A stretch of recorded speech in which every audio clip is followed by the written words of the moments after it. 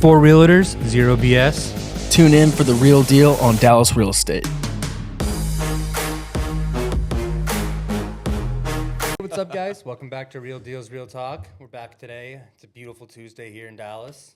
Yes, sir. Yes, sir. And yes, first thing, welcome on Charles to the David Ivy Group. Yes, sir. It's Welcome. official. Yes, What's sir. up? So we have a new member, and we also have Corbin here. He is with say your company.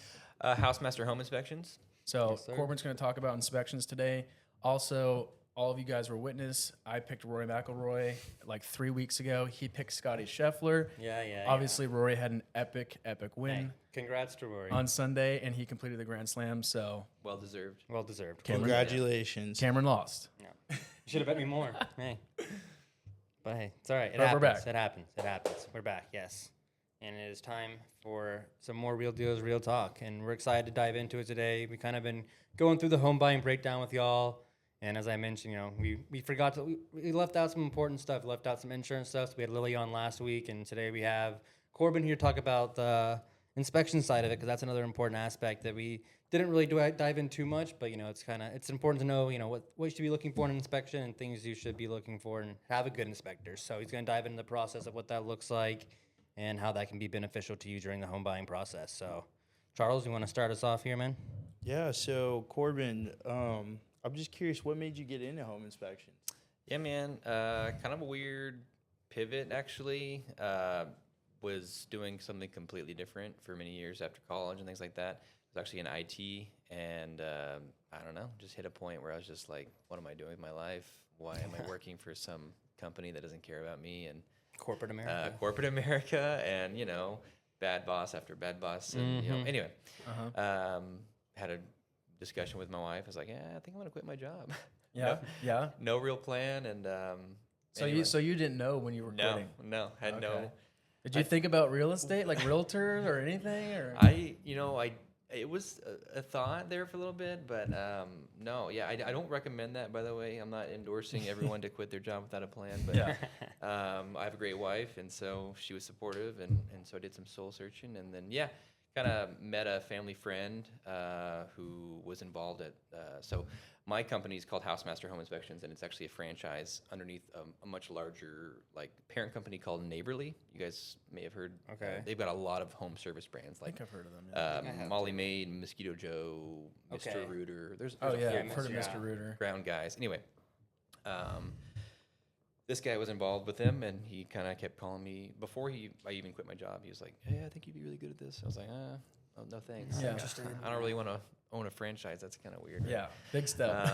And then I quit my job, and a couple months go by, and I'm like, you know what? Maybe I'll talk to this guy. Yeah. Maybe he was on to something. Yeah. A few conversations with them, and through the interview process, and ended up just kind of thinking, hey, this is not a bad idea. So this would have and, been 2022. let's see, yeah, about that, yeah. Okay, yeah. so a little over 3 years. And how have you, I guess, described the experience since you started? Yeah, it's been kind of crazy. I mean, so in as we were talking earlier, but in Texas we are licensed through Trek, so it's a lot of classes and testing and things like that. Did mostly online, which is really cool, but kind of did all that, and then that took probably 6 months or right around there, maybe a little less, and then since then, and then you get licensed, and then once you're licensed, you're ready to go. But as you guys know, this industry is like super who referral based relationships. So it's like especially me, like I want to meet people like you guys. I want to meet realtors that are Yeah. that are selling a lot of homes, and so or have a lot of good buyers. So it's been a long journey, ups and downs, but overall trajectory has been good. So but I've learned a lot.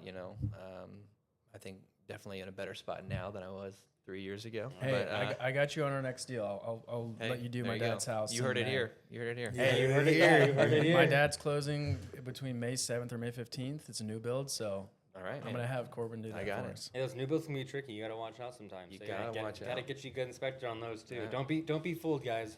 New homes might be nice and pretty, but they still need inspections because their stuff can still go wrong. So 100%. yes, sir. So you said you've been in the industry for 3 years now. Yeah. Okay, so kind of when you got in, the market was kind of still at a point where it was kind of recovering. Or I wouldn't say recovering, but at a point from being 2020 to where we are now, it's kind of. Yeah. So how does the market affect people like you in your industry of that inspection side of things? Does that really affect you? You feel like, or is it kind of just you're still getting Yeah. enough business to where it doesn't really affect you as much as it does for realtors or lenders? Yeah, I think it kind of. I mean, I think we're all in the same game, right? Right. We're No, all yeah, affected by the 100%. same. But like I mean, you guys. I wasn't a realtor back then, but 2020, the people were waiving inspections, things like that. Like, luckily, Right. we're Yeah, not. he was talking about the other I day. didn't even think People, about people that. doing like 0-day option periods. Yeah. Just to be So, more, like- So then you get cut incentivized. out, even get in a cut hot out. market. You get cut Yeah. out, Oh, so I didn't even think about that. That I'm makes sense. thankful we're not there anymore. Yeah. Most of the deals I'm on are 5-day, 7-day, 10-day option periods, so Yeah. plenty of time for me to get in there and do what I do. Right. So like, yeah, I mean, it's driven by the economy and stuff like that, and especially if things are not doing so well, people are not going to spend so much money. But like, people always buy houses. Right. You have to have somewhere to live. So Yeah. as long as you have a good realtor like you guys, Yeah. you're going to guide your client to make the right decision. And hey, you should have it inspected so you know what you're going into. So Right. Yeah. that's the major thing, really, honestly. That's a good point. That didn't even cross my mind. Like, even if everything's busy, like if people are doing 0-day options, he's like, well, shit, I don't have any business. He's out. Yeah. Even though realtors might be super busy and lenders, but Yeah. I didn't even think of that. But I think a good time frame would be kind of right now, because like I have in the listing I have right now, there's a 10-day option. Yeah. That's a little higher than normal. Yeah. I mean, I would say 5 to 7 is pretty normal. Maybe in a tighter market, we're looking at 3 to 4 days, like really tight. But yeah, that's interesting. I didn't even think about that. Yeah, and then again, those option periods, it makes planning your life as a home inspector a lot harder, because it's like you get a call and they're like, "Hey, I need you there tomorrow." I'm like, "Oh, okay." Yeah. But you typically are. dude. Typically And we can, every yeah, time. yeah, Like, anytime yeah. I've ever called you, Charles, boom, man, next this day. This guy. So it's Singing my praises. No, I mean, we do what we can, right? It's like I'm the owner operator right now, so I have a lot of flexibility on what I can do. So yeah, I mean, I always want to make do the right thing for the client and the realtor involved. So Absolutely. So how long does a typical home inspection take? Because before we hopped on, I was hearing all this square footage. I didn't even realize it was, Yeah, so it's all dependent on the size of the home typically and the age of the home. Those are the major factors, because older home is probably going to have a lot more issues, so it's going to take you longer. Bigger home, obviously, it's going to take you more time because it's more rooms, more outlets, more roof space. Right. So I always tell people the average is 2 to 4 hours. It's a small home under 2,000 square feet. It's probably going to be like 2 hours, unless again it's in really bad shape. It's 1925 or whatever in Oak Cliff. Yeah. But no, yeah. So I 2 to 4 hours is a safe bet. I mean, even in a monster home like I said earlier to you guys, Yeah. it was in Lakewood last week, 4,000 square foot. $3 million. I think it's like 2.5 or 3, but yeah, something like that. That's a big one. It was a new build, and yeah, I mean, it took me probably 3 hours. It's always right around there. And again, the new builds are going to take you a little less time because you're probably not going to have as many issues. There are always issues. Always get your new builds inspected, but there's not going to be as much, or not as like egregious, like in your face type. It's urgent. issues. It's like, oh, this needs to be fixed now before anything else. It's like, hey, in time, you should like make sure this. Consider these things. Yeah. Right. Yeah. Wait, What's hopefully. like the craziest thing you've seen so far? Do you see like a bat cave, or like like there's like, hey, you got 50 bats upstairs? I don't know if you knew that. I have run into a few live animals, which is kind of fun. Fun, or is it? It's fun thinking back on it, or fun when it happens. I mean, What kind of animals are we talking? I've never felt in danger. I saw Okay. a rat, a couple of rats. Usually in the attic. I mean, I saw one in the attic. Yeah. I've seen some like rat skeletons or maybe mouse skeletons in Okay. like, crawl spaces, things like that. That's probably common. But no, actually, it's probably a month or two ago. I was in this house. It was the weirdest thing I've ever seen. Oh gosh. So we all live in Dallas, so we're familiar with crawl spaces and things like that. Yeah. It's a pier and beam. Put pier and beam, yeah. So I pulled up the little, cover, which is normally just a piece of the wood floor. And what I found was basically it looked like a prison cell. It was like rebar, like just What? so underneath the wood floor, like latch opening. It was like 3 or 4 like rebar, like rods, and I was like, what are they trying to keep in, or what are they trying to keep out? I don't know. What's going on here? Some So- sacrificial It was visual like, yeah, stuff I going was like, on.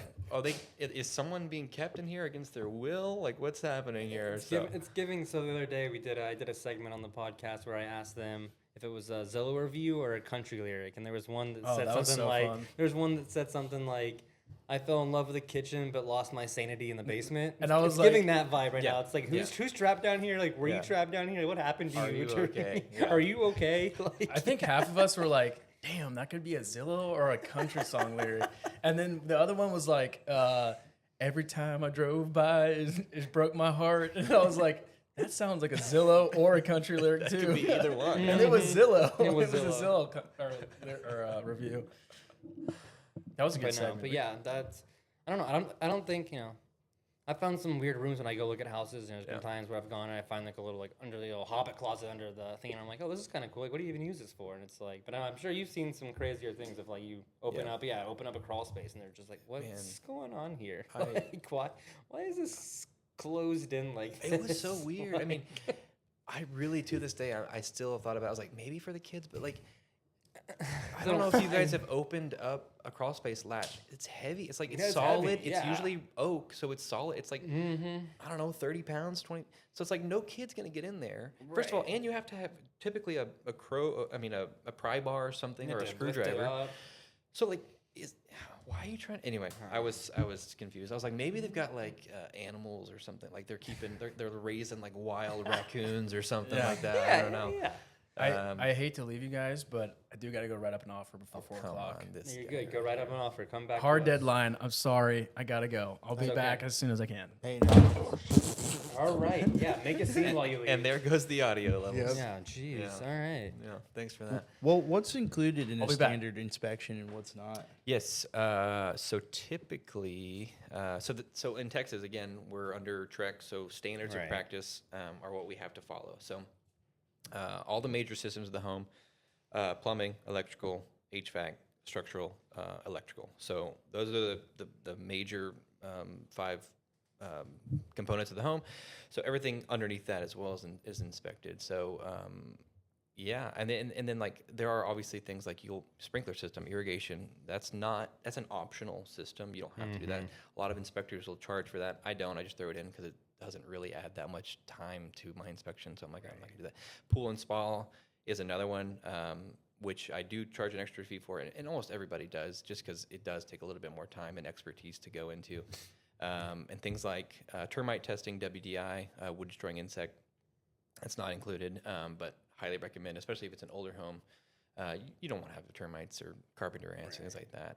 And then I offer a pretty cool offering that I think is nice, especially on older homes, again, where I take basically foundation measurements with a tool called a zip level. And so it'll basically give us like an idea of the way the foundation has shifted and settled over time, and it'll give you the number in inches. So like, from I think here, I've seen that. Yeah. so if like from here to the door, it's a half an inch lower or higher, stuff like that. So it's a valuable tool just because like you can walk in a house and feel like it's great and not have any concerns, but then you do that and you're like, wait a minute, it's like 1.5 inches off here. And so like it just helps you to know like, okay, maybe we should get that structural engineer, or maybe we should just, it's fine. And the opposite can be true too, which is really cool. It's like, sometimes you're in these older houses and they've got cracks in the brick veneer and they've got maybe cracks in the drywall and things like that. It's like, yes, that can be a problem and should be addressed. But if the home's been there 50, 60, 70 years, it's probably settled to a point where it's not going to move too much more after that. And so when you go in to do that measurement, it's everything's within reason. It's like, oh, well, yeah. So you definitely, it did settle and it did move, but you're probably fine now. So, just paint the wall. Just paint the wall. Put some paint on that pig. Yeah, there you go. Right. I say, and also like, what are some of the most common issues you see whenever you're inspecting homes? Yeah. So, everybody basically is going to have. The top 5 that you're talking about. Yeah. There's something in between those. Yeah. So, a lot of times, and again, because of what the standards of practice through TREC that we have to follow, like there are certain things that I find almost every home, especially if it's not a new build, because we inspect to today's standards, even if a house is built in 1960 or whatever. So like things have changed, standards have changed, requirements have changed. So certain things I almost find every single time are things like in the electrical panel where, you know, we have new requirements, things like that. So even if your house was built in the 50s, like my home, it's not up to today's standards. Now, what I always tell the client on that is like, yes, it's deficient as today's standards, but nobody is going to come into your home and ever make you do these things. This is purely for your information, for your safety, to know what you're dealing with. So like stuff like that. And then a newer one too is like the door from the inside of the house into the garage is supposed to be self-closing. I don't know if you guys knew that. As of 2020, I think, or 2021. Interesting. So that door from the inside of the home into the garage is supposed to be self-closing and self-latching so that, let's say you start your car in the morning, it's really cold, you don't get carbon monoxide coming into your house. And it could really hurt you. And so, again, my house doesn't have that. I'm a home inspector, you know.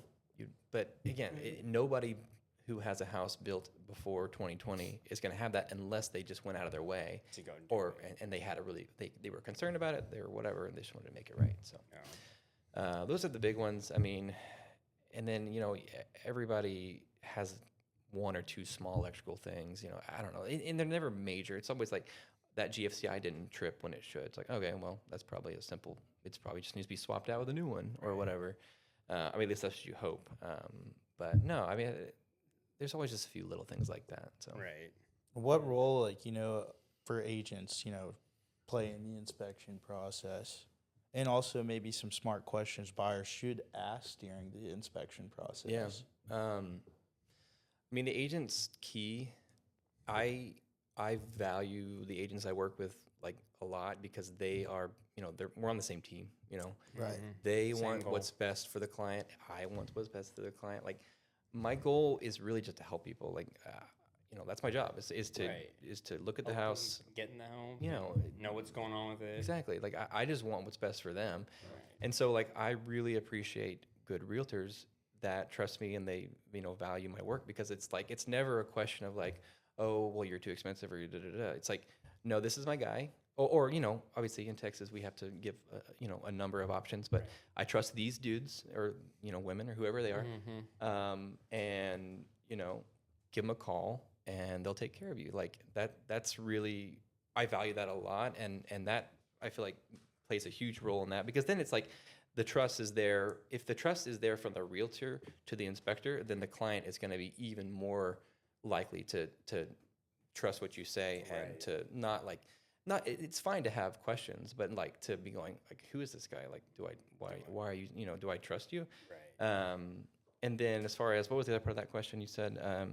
Good I questions guess like for buyers, you know, questions. Yeah, they should common have. questions or things that they should know. What I really try to do in every home inspection is to like take an educational approach, especially for new buyers, but really anybody. But, you know, maybe they don't really understand the way like, you know, the air filters work for their HVAC system, or they don't know where their plumbing is or for, you know, water heater, furnace, things like that. So like those kind of things, I always really try to, you know, show them and say, hey, this is where your air filter is. You got to, you know, make sure you're changing that out every few months. You know, there's your water heater. This is where you shut off the water if you ever have an emergency. Again, you know, older homes, it's just going to be at the street. You got to have a little tool, but like newer homes, they have them in the garage and they've got that nice shut off valve. But, you know, I don't know. That's just something that for me, I really want to make sure because again, I'm here for them. I want to make this a good experience for them. As easy as you can make it, you want to make it. You know? And like, you guys know this is like the most expensive purchase most people make in their lifetime. Yeah. So I think it's worth it to, you know, do what we can to make sure they're feeling good about it. So Yeah, Nice. 100%. So, what's one of the craziest inspections you've ever been on? man, What area, place? What was the whole scenario? I can see it right now. I'm there. He's getting PTSD from there. He's in that It's like basement. that- Oh my gosh. It's like that meme of that dog, and he's like, you know, it's like the planes come down. Okay, so it was South Dallas.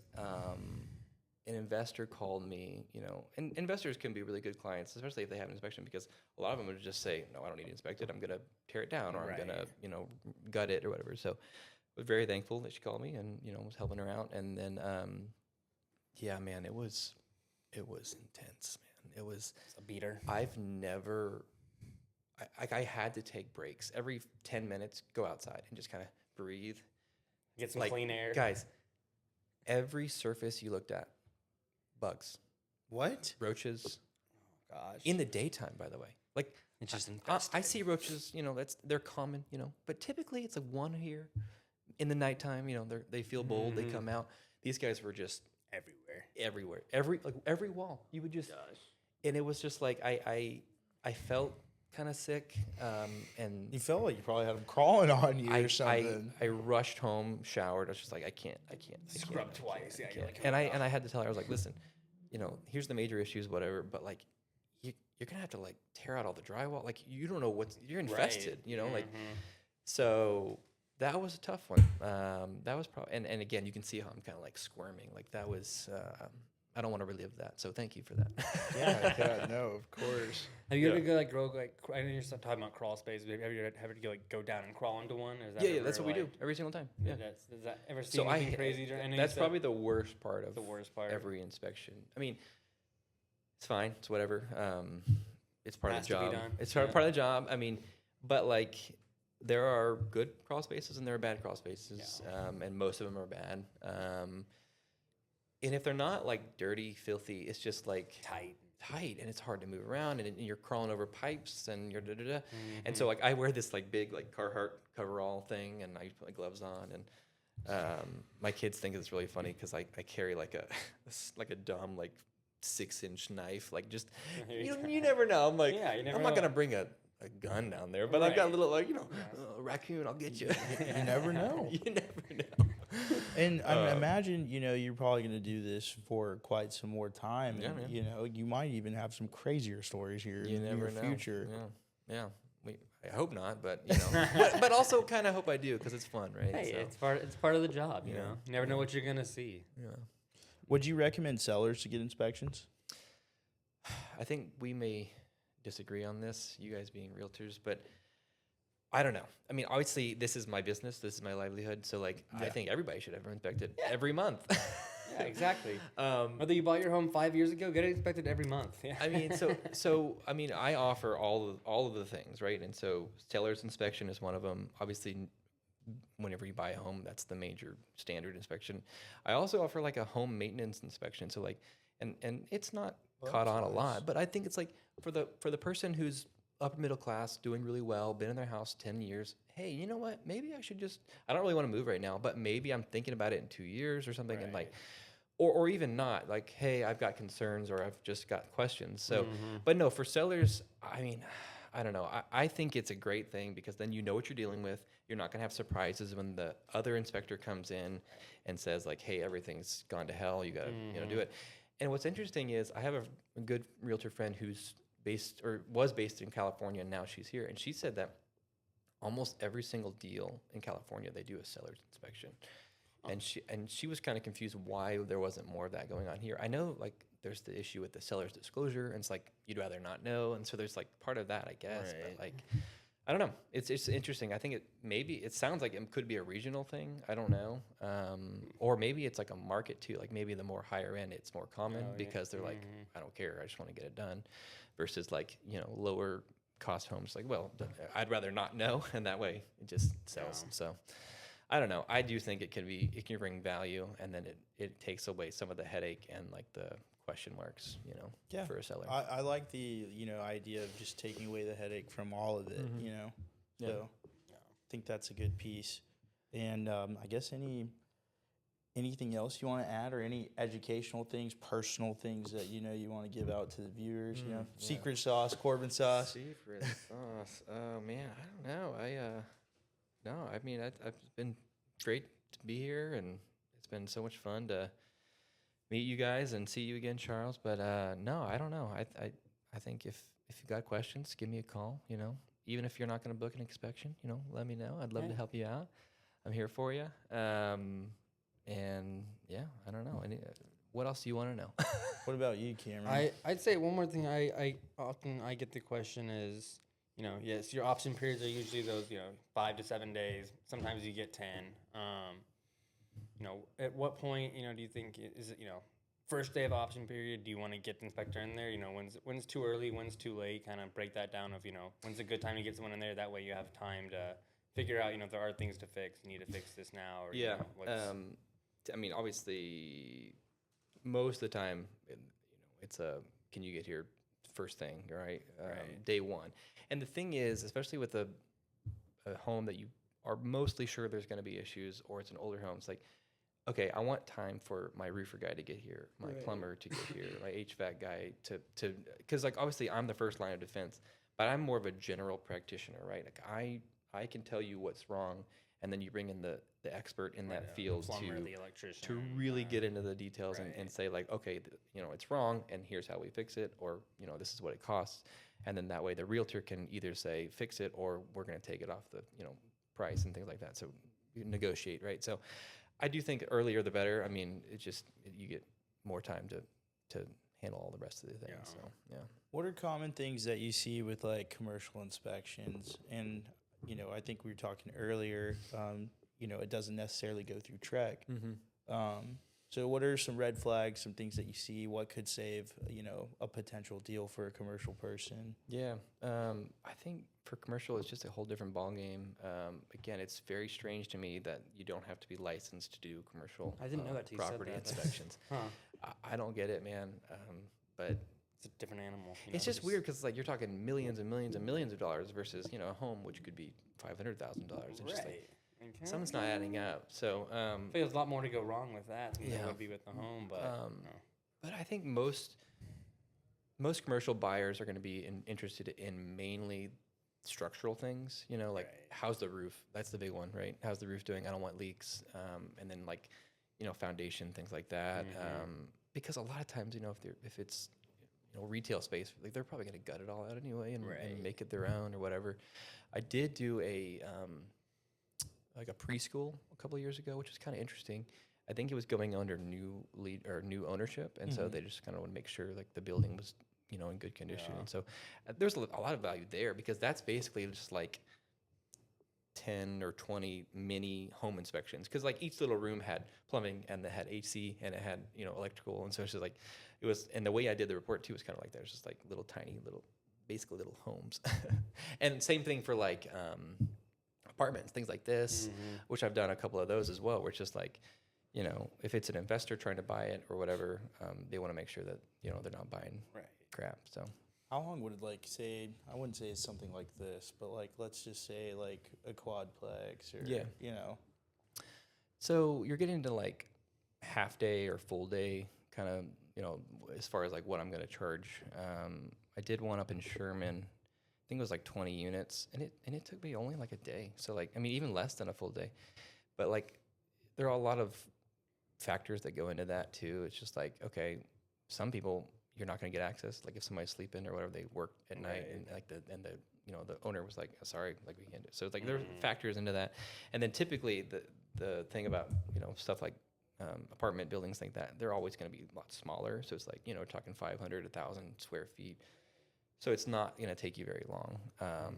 You know, the thing that takes the longest is just going to be like going in each one. So that's what, it just adds a lot more time, just, you know, trying to navigate all that. But no, it's good stuff to know, guys. I mean, it's very important to make sure you call guys like Corbin and get them in there to make sure, you know, you're not moving into your house and a year later, you know, your foundation completely falls out from under you, or, you know, your HVAC goes out and it's like there's another expense you got to pay for, you know, that maybe could have been, you know, contributed to, you know, us and getting that for you in seller concessions. You know, just important to get those things done to figure out, you know, is there stuff that needs to be paid for now, or can it wait? You know, because I helped a buyer not too long ago, and they said, you know, there was a little bit of cloggage in the pipes, but it's nothing, you know, there's nothing crazy. It was like you need to have it fixed now, but it's like now you know that, you know, hey, there's in the future, you know, it might be good to come in, you know, have someone come clean these out and, you know, get your drains cleaned. And now he knows that, you know, you it's educational for the buyer to know, you know, what could go wrong with my house, and that's what you're there to do. So make sure you do that, guys. Make sure.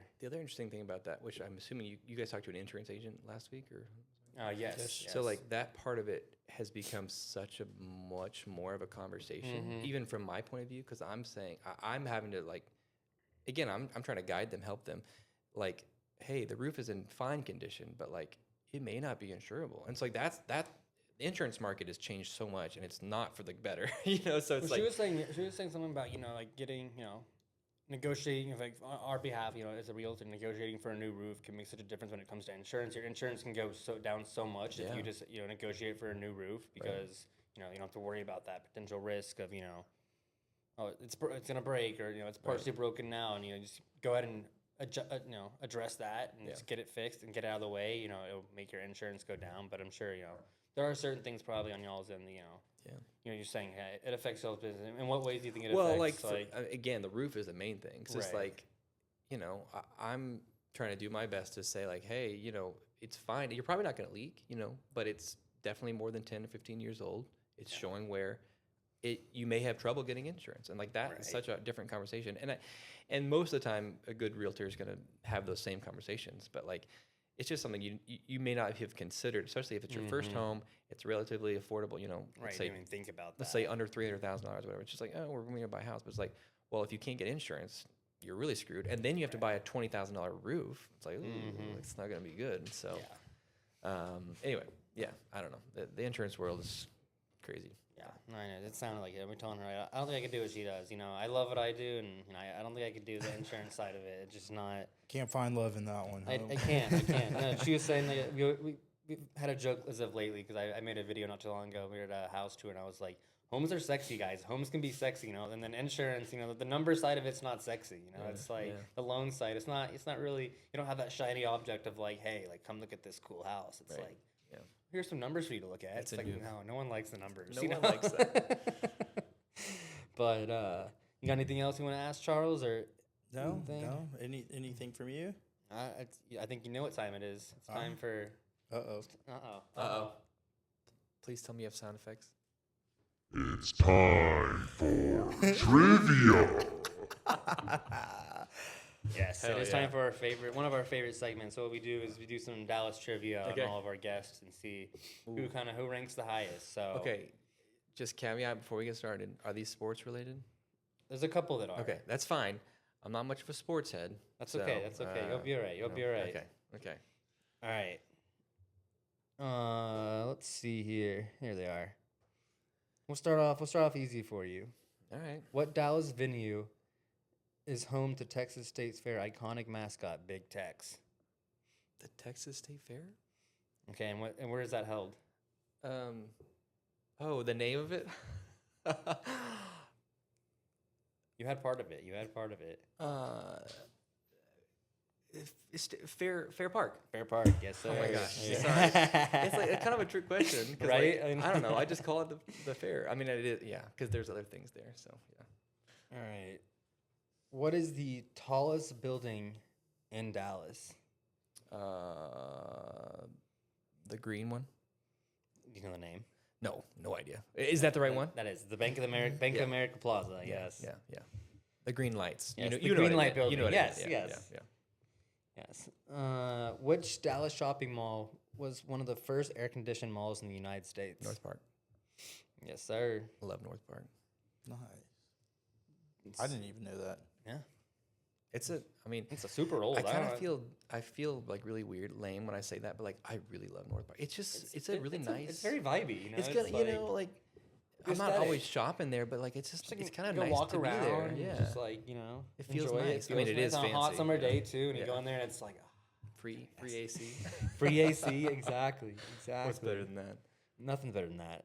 All right. Which 3 D1 schools are located in DFW? DFW has TCU, SMU.